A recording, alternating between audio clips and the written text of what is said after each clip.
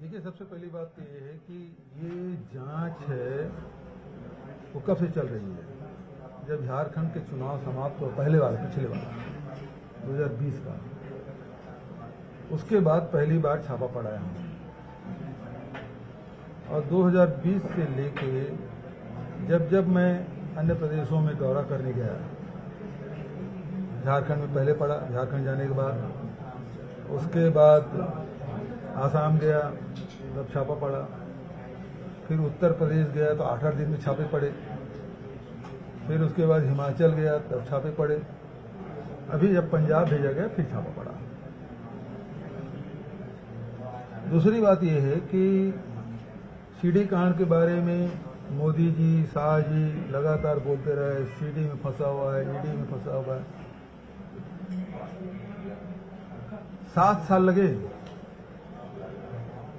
और जब हमारी सरकार बनी थी, ट्रायल शुरू होने वाला था, तो सीबीआई ने उसे सुप्रीम कोर्ट ये कह कर ले गया कि भूपेश बघेल मुख्यमंत्री बन गया है, ये प्रभावित करेगा जांच। 5 साल वहां लगता रहा, सरकार बदली तो वापस आए, विड्रा किया केस। और जब चार्ज फ्रेम करने की बात आई तो प्रथम दृष्टया पाया गया कि ये फ्रेम करने के लायक नहीं, तो मुझे डिस्चार्ज कर दिया गया। तो हर्ष सभी जो जांच है उसकी होने वाली है। 5 साल से केवल जांच ही कर रहे हैं। ये इसकी नीयत यही है कि बदनाम करना, प्रताड़ित करना, परेशान करना, तोड़ना, गंवाना, ये उनका काम है। ये तो कोई भी जांच है 5 साल तक क्यों चलेगा? जांच होके 6 महीना, साल भर चले और उसके बाद कोर्ट में जाए,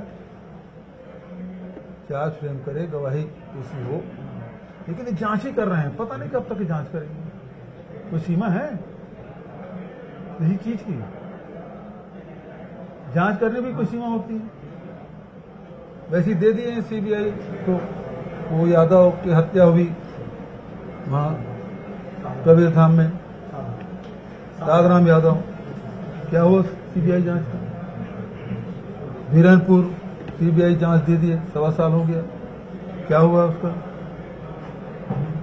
तो ये सेंट्रल एजेंसी देने का मतलब ये है कि केस को खींचते रहो। अभी कोई ECIR नंबर नहीं था जब हमारे यहाँ गए, तो मैंने पूछा कहाँ है, दिखा, नहीं है। तो केवल ये बदनाम करने के उद्देश्य से ये सब किया गया है। अभी भी तमाम मामलों को आपसे जोड़कर देखा जा रहा है, चाहे वो शराब घोटाले की बात हो, महादेव की बात हो। जब कल ये लोग आए थे, आखिरी तक ये कंप्लीट नहीं निकल पाया कि किस मामले को लेकर ये आपके घर आए हैं और आपके यहाँ जांच कर रहे हैं। अभी तक हमको तो पता ही नहीं है कि किस मामले में गए हैं।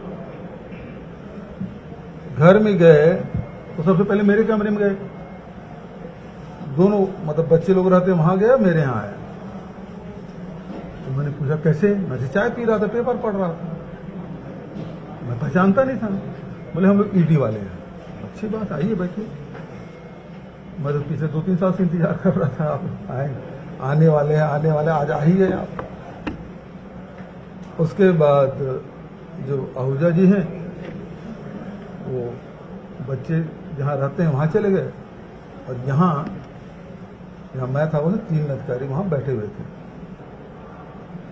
थोड़ी देर बाद मैं पूछा कि तुम लोगों के पास सर्चिंग वारंट है?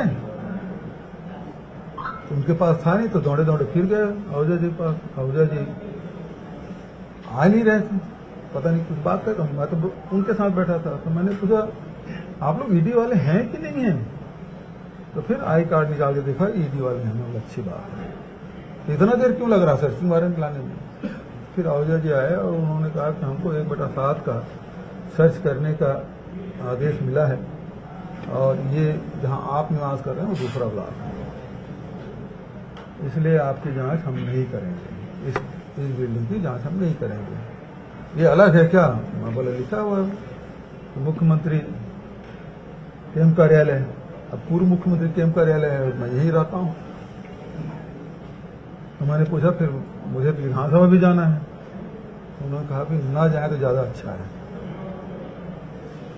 अब उनके इशारा मैं समझ गया तो फिर नहीं गया, रुका रहा दिन भर, मतलब प्रकाश से बंद ही था। वहां जो पूछे गए वो सब कितना सोना चांदी है, कितना रुपया पैसा है, यही खोजे, इसके अलावा कुछ नहीं। तो सोना चांदी जो था सब बच्चों का वो छोड़ दिए, और 31-33 लाख रुपए मिला, जिसमें 3 लाख रुपए छोड़ दिए और 30 लाख रुपये ले गए। उसके लिए मशीन लाया था।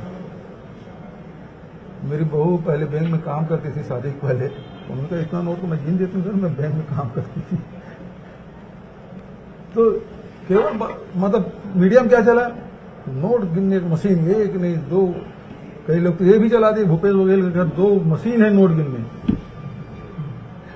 सर एक और चीज है, चैतन्य बघेल को बुलाया गया है, हाँ, तो किस मामले को लेकर समझ जारी किया गया और कब है उनको? अब मुझे पता नहीं वो कब है उसका, वो तो उसके पहले भी ईडी बुला चुके हैं 2 बार, जब मैं मुख्यमंत्री था तब बुलाया गया था।